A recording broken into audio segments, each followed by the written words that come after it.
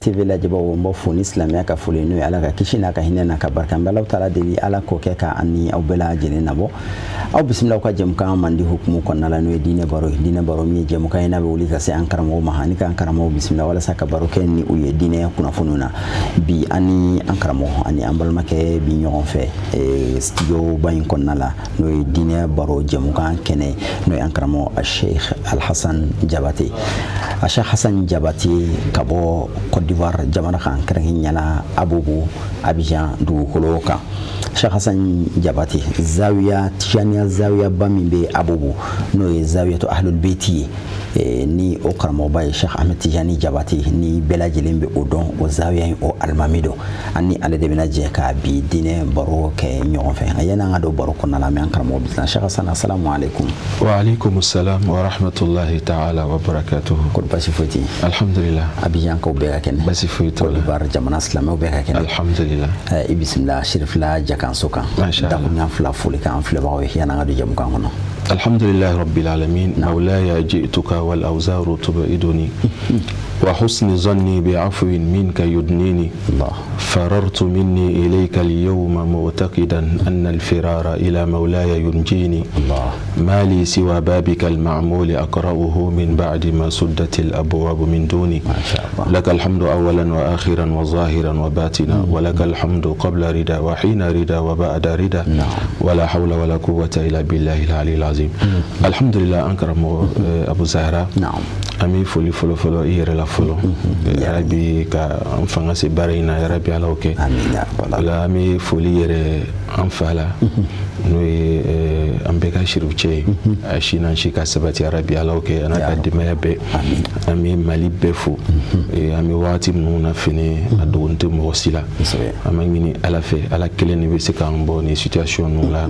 يا ربي كمالي كيسي كمالي لا تانغاني سلام ندوب يا ربي على أوكي ولا أمي فولي دي دين سلام بما أنكر مولانا شيخ أحمد تيجان جبتي أني أنكروتشي شيخ آدم كوني شيخ بابا جالو أني مالك karamɔgɔ bɛɛ an ka foli bɛ a bɛɛ ye ni wagati la inshallah an b'a fɔ ko i bisimila ko kura i nana badenya taama na Mali jamana kɔnɔ an y'an profite ka an ka wele seri ma i y'an ka wele jaabi an b'a fɔ ko i ni ce i y'an ka wele jaabi wele diyara an ye an bɛ fɛ ka kuma fɛn dɔ kan bi min walanda fɛrɛlen don walanda min n'a nafa ka bon ni bɛɛ lajɛlen mago bɛ ala bi n'o ye lamɔ ye an b'a fɔ ko éducation tuma caman an b'a fɔ ko éducation denw ka lamɔ nka ka kɔndenw ka lamɔ ɲɛ fɛn dɔ bɛ yen bamananw b'a fɔ ko yanni maa ka jigin i binyɔrɔ la i ka jigin i talon yɔrɔ la donc talon yɔrɔ an bɛ fɛ ka kuma o de kan bi yanni an ka se denw ma ka se denw ka lamɔ yɛrɛ la bangebaga den ɲuman kan ka bɛ sɔrɔ cogo di den ɲuman kan ka préparer cogo di. Alhamdulillah rabbil alamin k'an bɛ sababu ma ya rabbi alaw kɛ u y'a fɔ cogo min i b'a lɔn wagatiw kosɔn an bɛna kuma o résumé le kɛ kosɛbɛ an fɛ farafinna tuma caman o tun ye ko n'u ye mais bi tuma caman bɛ den na éducation daminɛ ni den nana alors que éducation bɛ daminɛ kabini den ma na fɔlɔ n'i bɛ den ɲuman fɛ i b'a lɔn adamaden ala bɛ adamaden bɛɛ lɔn ala bɛ fɛn min kɔnɔ ala b'a dɔn mais min ka d'a la ye fɛn min b'i fɛ y'a fɔ a ye a b'a k'i ye o de ka d'a la ye donc n'adamaden bɛ den ɲini ala fɛ i b'a préciser i bɛ den modèle min fɛ i b'o de ɲini ala fɛ mais a tɛ ɲɛ jɔ o dama ma fɔ i yɛrɛ ye wuli ka jɔ ka ko dɔw boroda a fɔlɔ-fɔlɔ bɛ kɛ min ye o ye furu yɛrɛ kɛyɔrɔ n'i bɛ den ɲuman fɛ fɔ furu kɛyɔrɔ ye ɲɛ muso i b'a ye Sheikh Ibn al-Qayyim al-Jawzi ale bɛna f'i n'a ka kuma dɔ la a ko salahul awlad min salahil aslayn fa innal asla al-fasida la yantiju fara'an salihan ghaliba a ko pour que denw ye ɲɛ fɔ laslo fila ye ɲɛ o ye fa ni ba ye mais i b'a ye tuma caman cɛ de bɛ wuli ale de bɛ furu kɛ donc ni furu kɛyɔrɔ ɲɛna a ka ca la almara'atu madrasatun muso ye kalanso de ye iza a'adattaha a'adatta sha'ban tayyib al-araki ni bena muso ɲuman ma a ka ca la den minnu bɛ bɔ a la fɛn ɲuman bɛ fɛn ɲuman de bange donc den ɲuman sɔrɔ a bɛ daminɛ depuis furu kɛyɔrɔ la fɔlɔ donc ni bɛnni se ma o la a ka ca la n'Ala bɛ den di ma o la a den bɛ kɛ den ɲuman ye o kɔfɛ ni furu kɛyɔrɔ ɲɛna n'adamaden ka furu kɛ i kan ka jogo dɔw ta a jogo dɔw ye jumɛn ye kana saliya Ala deli la Zakaria bɛ an kalan o la kuranna kɔnɔ Seydina Zakaria alayhi salam i b'a dɔn Seydina Zakaria pour la petite histoire Zakaria ye san 100 ani san 20 balo a ma den sɔrɔ Mariama ba Mariama la kafala dila Zakaria ma wagati o wagati n'a donna an ba Mariama kan mihrabu kɔnɔ a bɛ taa dumuni dɔ sɔrɔ yen tilema wagati dumuni ninnu tɛ ye a b'o lele an ba Mariama fɛ o wagati la da ka ɲininka anna laki haza e bɛ ninnu sɔrɔ cogo di qalat huwa min indillah a ka Ala le bɛ nin di ne ma kuranna b'a f'i ɲɛna ko hunalika daa Zakaria rabba Zakaria nana fikira kɛ masa min bɛ se ka tilema dumuni di samiyɛ na n'a bɛ se ka samiyɛ dumuni di tilema na o masa bɛ se ka den di cɛkɔrɔba ni musokɔrɔba ma Zakaria ye Ala wele mais a ye Ala wele cogo dɔ la denfa bɛɛ ka kan ka o jogo ninnu le ta suratu Mariam kɔnɔ ba'da auzu billahi minash shaitanir rajim bismillahir rahmanir rahim kafaha ya عين صاد ذكر رحمة ربك عبده زكريا إذ نادى ربه نداء خفيا قال ربي إني وهن العظم مني واشتعل الرأس شيبا ولم أكن بدعائك ربي شقيا وإني خفت الموالي من ورائي وكانت امرأتي عاكرا فهب لي من لدنك وليا يرثني ويرث من آل يعقوب واجعله ربي رضيا أنت نايان بيتا معك على ولي أكون نداء خفيا نداء الخفي تفسير لنا كما بين منك ويدوت لما في آدم أدم على ولي منك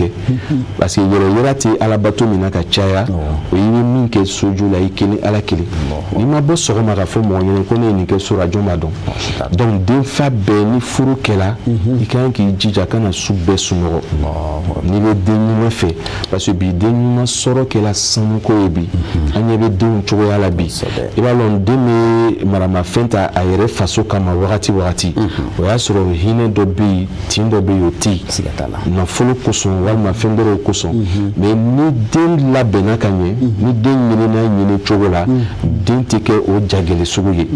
donc a ka Ala wele gundo la ma ko Ala k'an taa ɲɛfɛ a ko habli min ladunka waliya a ma fɔ Ala den di yan a ma fɔ habli min ladunka walada bal qala habli min ladunka waliya waliyu ye kotigi le sahibul amr a ko Ala kotigi di yan min bɛ ne tiɲɛ ta a bɛ mɔcɛw tiɲɛ ta a bɛ den min fɛ a ka préciser donc Ala fɛnɛ k'o den min d'a ma n'o ye Yahya ye donc o la ni cɛ bɛ to ka duwawu kɛ cɛ bɛ to ka na ni halala ye so kɔnɔ ni ye den ɲuman sɔrɔ cogo ye i b'a ye kila b'a fɔ ale ka alayhi salatu wassalam a ko fasikolo nabata bil haram fannaru awla fasikolo n'a lamɔna ni haramu ye ko tasuma le n'o ka kan donc denbayatigi kan ka halala ɲini ka don so kɔnɔ kosɔn sahabamusow n'o cɛw tun bɛ bɔ ka taa ɲininnikɛyɔrɔ o tun b'a fɔ ɲini a ye halala ɲini a ye na an bɛ se ka sabari diɲɛ kɔngɔ kɔrɔ mais an tɛ se ka sabari lahara tasuma kɔrɔ donc ni halala le kɛla denbayatigi la garizɛgɛ ye so kɔnɔ i b'a ye Ala bɛ furu min di o la a bɛ kɛ furu ɲɛnama ye donc i b'a ye cɛkɔrɔba bɛ na f'i ɲɛna ni muso nana garizɛgɛ sɔrɔ la al-awladu samaratu nikah denw ye furu yiridenw de ye n'adamaden ye furu kɛ i jigi b'a kan k'Ala ye si le d'i ma donc muso bɛ na garizɛgɛ ta o la jogo dɔw bɛ yen muso ka kan ka jogo minnu ta comme jogo dɔw bɛ yen cɛ ka kan ka jogo minnu adopté o kosɔn u bɛ na f'i ɲɛna kɔnɔ tali ye garizɛgɛ sɔrɔli a kalo fɔlɔ kalo 3 kalo 5 kalo 7 kalo 9 den bɛ ba dɛbɛ la mais a bɛ facɛ jogo ta kosɔn n'i ye ba filɛ fiɲɛ tɛ don a kan dumuni tɛ don a kan ni den bɛ balo o waati den bɛ balo ni nɔrɔ ye bon muso o muso ale garizɛgɛni n'ala kɔrɔfɔli de ka ca dibi le bɛ don den kan walima n'a sutarani tɛ dibi bɛ don den kan mais muso min garizigɛni n'ale la zikuru de ka ca ala ala ko fɔ ka ca surtout a bɛ seliji la wagati bɛɛ i b'a ye o den jinɛ ni sitana juguw tɛ accès sɔrɔ den kan mais nɔrɔ ni mɛlɛkɛ ɲumanw de bɛ don den kan donc fa bɛ o jogo ninnu ta i bɛ den dɔ ye Abu Zahra a san 4 san 5 den bɛ nkalontigɛ daminɛ mɔgɔ yɛrɛ bɛ kabakoya nkalon dɔw la mais a y'a ta yɔrɔ dɔ de voilà parce que fa bɛ jogo ninnu kan donc fa kan ka a jogo kɔlɔsi o wagati parce que o wagati ala le bɛ den di mais a b'a dilan ni asilo fila nin ye fa ni ba donc ni fa ka yɛrɛ kɔlɔsi o jogo ninnu na ba fɛnɛ kalo 2 kalo 4 kalo 6 kalo 8 ba fɛnɛ ka hakili to a yɛrɛ la i b'a ye den bɛ na ni jogo dɔ ye min bɛ bɛɛ kabakoya parce que a lamɔ cogo ɲɛna i b'a ye ba dɔw bɛ yen pour la petite exemple a bɛ to ka warimisɛn dɔw ta fa kɔ o ye nin fɔ an ɲɛnɛ denwuli kɛnɛ dɔ kan an ka cɛkɔrɔba ɲuman gindo alimami ala bi k'an don a la hɔrɔma na alaw kɛ ani an ka masayikow bɛɛ ko muso dɔ nana n'a den a fɛ a fɔ ko den bɛ tali kɛ mais den ka dɔgɔ ale ɲɛnɛw ma i b'a dɔn ala jɔnw olu bɛ filɛli kɛ bi n'o de la a ye kow filɛ a ko muso ma ko mais e yɛrɛ de y'i den kɛ son ye muso ko cogo di a ko k'i garizigɛni to a la est-ce que tu tɛ warimisɛnw ta i cɛ nɔfɛ a ko mais ale m'o jate sonyani ye a ko bon o nɔ de bɔra den na bon i b'a ye ko dɔ bɛ yen i ta jate mais a bɛ effet kɛ den kan donc ni den lamɔna nin cogoya nin na depuis furu kɛyɔrɔ ani garizigɛ sɔrɔ wagati duwawu ni ala deli ninnu bɛ kɛ cɛ o cɛ fa o fa n'a k'i dan duwawu ni saraka bɔ la a den ye a denw b'i dan fɛn bɛɛ la hali ni kilaw la histoire filɛ saraka minnu bɔra ala kila ye saraka minnu bɔra Ismaila ye minnu bɔra Ibrahima ye diɲɛ b'olu ninnu ma bi donc o la an bɛ taa joona ni muso nana yɛrɛ sɔrɔ garizigɛ sera a ma muso nana jigin den fa sariya bɛ fɛn dɔw ɲini fɛ i ye den ye siɲɛ fɔlɔ min den ta i b'a kɔrɔta i b'a latanu alhamdulilahi rabbil alamin alhamdulilahi rabbil alamin alhamdulilahi rabbil alamin i b'a dɔn den o den n'i y'a kɔrɔta ka ala tanu ala le bɛ den di nafolo tɛ den sɔrɔ kolɔn t'a sɔrɔ fanga t'a sɔrɔ o kosɔn nafolotigi ala b'a fɔ den na a bɛ kolɔnna fɔ a la o kosɔn ala bɛna den di fɔ aya min na a ma fɔ yarzuqu man yasha bal qala yahabu liman yasha donc n'ala tun bɛ adamaden filɛ walahi adamaden dɔw tun bɛ ala to sɔn den na a b'a di bɛɛ ma a bɛ dɔ fɛnɛ jan la a bɛ dɔ ta bɛɛ kɛ muso a bɛ dɔ ta bɛɛ kɛ cɛ donc n'i ala tanu ni den o den ye k'o den jigi n'a y'a sɔrɔ den sɔgɔlan dafalen bɛ cogo min a ka ca la Abu Zahra o den b'a la diɲɛlatigɛ bɛɛ kɛ a tɛ nagasi la in shakartum la azidannakum n'o tɛmɛna sariya bɛ mun ɲini fɛ i ye seli wele den tolo la ka seli kɔrɔta den tolo la n'i ye den a dɔrɔn élémentaire wele mais a dɔrɔn ninnu bafoué la an fɛ bi i b'a ye tuma caman silama ɲuman bɛɛ ka kan ka se seli wele la silama ɲuman bɛɛ ka kan ka se seli kɔrɔta la mais an bɛ alimamuw le kɔnɔ walima an bɛ karamɔgɔw le kɔnɔ alimamuw bɛ ni karamɔgɔw la kow ka ca bi kow ka ca donc i b'a ye den bɛ to dɔgɔtɔrɔso la a bɛ naganagakan caman mɛn alors que ni den ka kuma mɛta fɔlɔ kɛla Allahu akbar k'ala le ka bon o den tɛ foyi bonya ni ala ye o den tɛ foyi bonya ni ala ye i b'a ye nin kɛla an fɛ Abidjan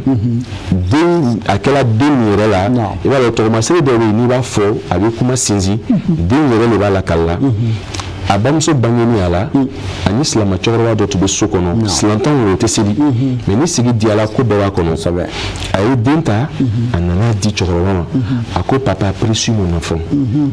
ba y'a ye fa ye fɛn dɔw fɔ den tulo 2 la ni den in k'a la diɲɛlatigɛ daminɛ a balikuya a si ni sa 18 n'a y'i da wagati a bɛ seli wele k'a ma tulo la den in nana wuli k'a ko ɲɛɲini ba y'a fa ɲɛna i bangela fɛn min kɛra o de bɛ den labanna ka kɛ silamɛ ye man ashrakat bidayatuhu ashrakat nihayatuhu donc Allahu akbar min fɔla tulo la o tugula den nɔfɛ den kɛra silamɛ ye mais an kana to den min nana kan caman mɛn an bɛ sɔrɔ n'alimami sɔrɔla seli fana kɔfɛ o y'a sɔrɔ muso jigila depuis sufɛ an bɛ sɔrɔ ka seli wele droit dɔ tagala ka den to yen ni o kɛla ka ban an bɛ fɛn timiman ɲini an ka don den da an bɛ se ka tamaro bɛ se ka ɲini o ji kɛ den da mais farati ba b'o la bi parce que min bɛna tamaro ɲimi n'ale ma kɛ cɛnfɔla ye a bɛ den ɲini sera faniyatigɛ yɛrɛ la farati b'o la an bɛ li don den da walima i bɛ sukaro ɲigi fɛn timiman n'a kɛra den ka dumuni fɔlɔ ye a bɛ fɛn fila k'a den ye kɔnɔdimi gɛlɛn a bɛ den kisi a ma a filanan a bɛ den hakili dayɛlɛ a b'a la intellect dayɛlɛ ni den tagara kalan na a tɛ to kɔ hali n'a donna métier la a tɛ to kɔ o kɔfɛ an bɛ taa joona min ka gɛlɛ tile 7 an bɛ den si jugu bɔ a kun na i b'a dɔn tete ko kuranɛ yɛrɛ y'o fɔ an ɲɛnɛ k'a fɔ tete bɛ yen hadisa minnu bɛ fɔ k'ala kila ko ni tete bɛ fɛn dɔw la k'a bɛ fɛn 3 la mais mun n'a y'o fɛn 3 nin de fɔ lil hadisi baqiya an ka kuma t'o kan ala ko a ma kuranɛ kɔnɔ a k'a ka mɔgɔ dɔw halaki fi yawmi nahsin a nana n'a ye mufradu la a tilala ka na n'a ye fi ayyamin nahisatin ka na n'a ye jamu la o b'a yira k'a bɛ yeli donc comme an n'o t'o wagati lɔn kila la enseignement filɛ a ka ɲi den si jugu bɔ a kun na a ma peser a bɛ bɔ sanu na walima warigɛ bon n'a bɔra sanu na i b'a ye fɛn wolon accident jugu lajarabili jugu ala bɛ den kisi nin bɛɛ ma mais ni tile 7 dafala an bɛ den ka saraka bɔ saga bɛ faga den ye ni a kɛra cɛ ye saga 2 n'a kɛra muso ye saga 1 hadisa dɔw bɛ na f'u ɲɛna ko rasul ka saga 1 bɔ Hasani ye n'o tɔgɔma ye a ka saga 1 bɔ Hussein ye cɛ ni hadisa sabatini ye mais ni hakili jigin fɛn dɔ kɔ Hasan ni Hussein olu ye sherifu de ye ani sherifu tɛ kelen ani sherifu tɛ kelen olu lasuru bɔla alijinɛ kɔnɔ donc ni a se b'i ye saga 2 bɔ i dencɛ ye den ka saraka fɔlɔ le i b'a dɔn et puis saga 2 nin kun b'a la parce que diinɛ kɛla fɛn dɔw bi n'i ye fɛn o fɛn fɔ n'i ma walawala a bɛ ta cogo gɛrɛ a bɛna fɔ ko silamɛya ka muso to kɔ ale b'o tɛ tiɲɛ ye silamɛya ma dɔn fɛn bonya i n'a fɔ muso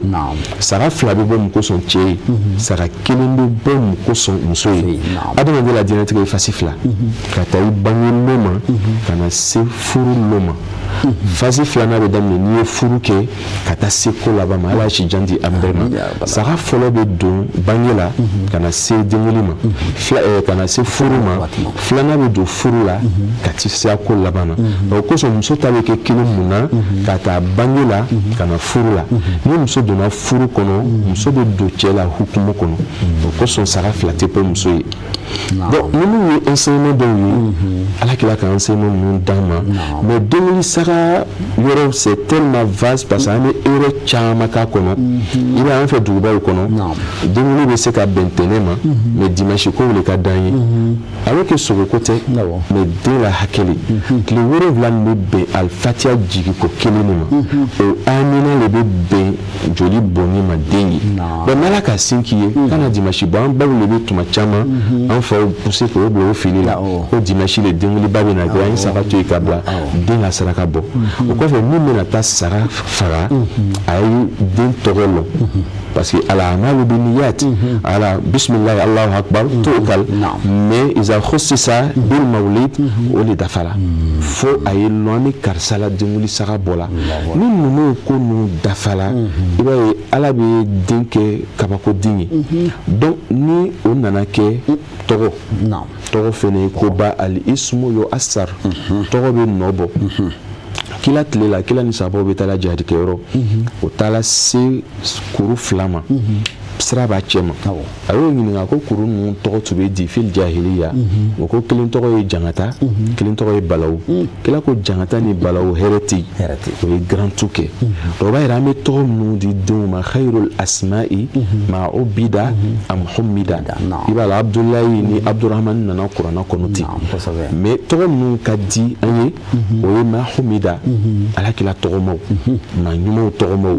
mais i b'a ye bi tellement an complexé ne i bɛ dɔ ye ale bɛ baara kɛ ni patroncɛ dɔ ye patroncɛ ye hɛrɛ caman k'a ye il se voit obligé k'a den tɔgɔ di patroncɛ ma alors que a b'a dɔn ko jogo ɲuman t'a la patroncɛ la cadeau dɔ wɛrɛ k'a ye bonya dɔ wɛrɛ k'a ye mais n'i tɛ fɛ i den ye bɔ a fɛ k'i ni den tɔgɔ d'a ma mɔgɔ bɛ tɔgɔ le di den ma i bɛ fɛ tɔgɔ min nɔ ye bɔ den na dɔ ye tɔgɔ fɔlɔ ye ko fɔlɔ ye tɔgɔ ko 2nan ye jumɛn ye bisal ismul fusuq ba'da al iman an bɛ k'an na diɲɛlatigɛ kɛ gɛlɛya an bolo bi i b'a dɔn ala organiser ni den wuli kɛnɛ kan mɛlɛkɛw bɛ jigin den garizɛgɛ den la santé